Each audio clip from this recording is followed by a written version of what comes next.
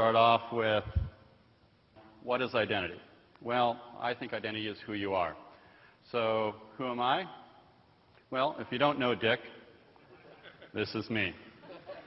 Dick Clarence Hardt, and for a number of people here, they remember my identity as being at HIP Communications, where I got involved in Perl, which eventually led to Active State with O'Reilly. But some of you probably don't know that I live in Canada, which is located here, for those of you that don't know. And I live in the province of BC, which is over here, the city of Vancouver, which looks like this from the sky, courtesy of Google. We have the Olympics coming up, which is causing its own identity crisis. I live in a part of Vancouver called Gastown, which is located right here, is where I live, which is also where our office is. In case you didn't notice, I'm male. This is when I was born, which makes me 42, over 19, over 21, over 25, and under 65. I went to school at UBC. I now work at Skip. I'm the CEO, I'm the founder, I'm the board member, and to lots of my staff, I'm the bartender. I belong to this organization, this organization, this organization. I blog here, I blog here. I have these email addresses. This one obviously indicates I'm part of the .Mac revolution. I have these phone numbers. I bank here, and often enough they treat me well. I fly in this airline. I'm then part of this program, which I fly off and on. I'm Star Alliance Gold, which gives me nice little perks, which I think are really important. So identity is also what I like. I like the Canucks. I like the Grizzlies, at least until they got sold. These are books that have influenced me, magazines that I follow to find out what's going on, and movies that I relate to. And obviously I like Apple equipment. This is what I like to wear. This is what I like to drive. So that's me, that's part of my identity. So how is it conveyed? Well, historically it's been verbal, where you trusted the person you're talking to, and then we had things like patents and ability. If anyone saw A Knight's Tale knows that those could be forged.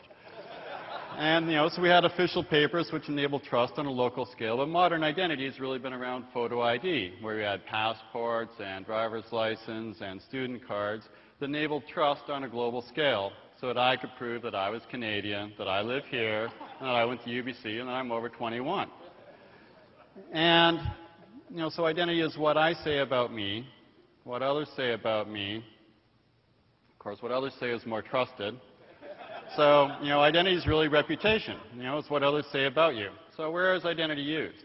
Well, we have all kinds of identity transactions. Some of those are verbal. You meet somebody, you say your name, you say where you work. You may even do the same thing over the telephone, or there's things like a job application where you fill in a form.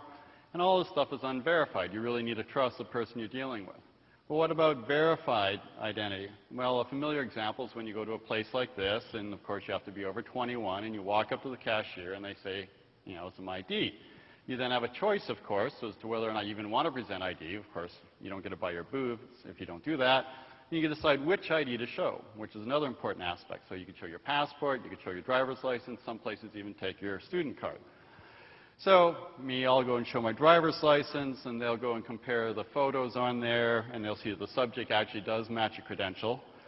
And a nice feature of this is, of course, that only I can go and use my driver's license. And then they look at that and they see, okay, well, who issued it? Does it look like it's authentic? Is it still valid? And through that they see it's a valid credential, assuming they trust the province of BC.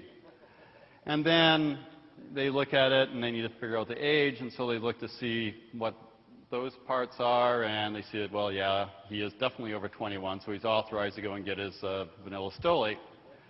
So, things like this have dramatically reduced the friction in identity transactions. And photo ID, interesting enough, is an asymmetry trust, because there's no relationship between the province of BC and the cashier, which provides extreme scalability.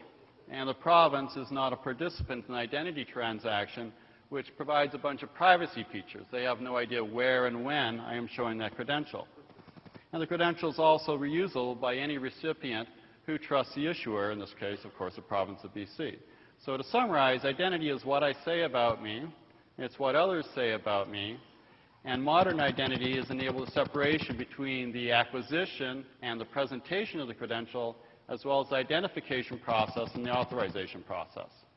And it provides, extreme scale and a lot of privacy that I control, well, at least most of the time.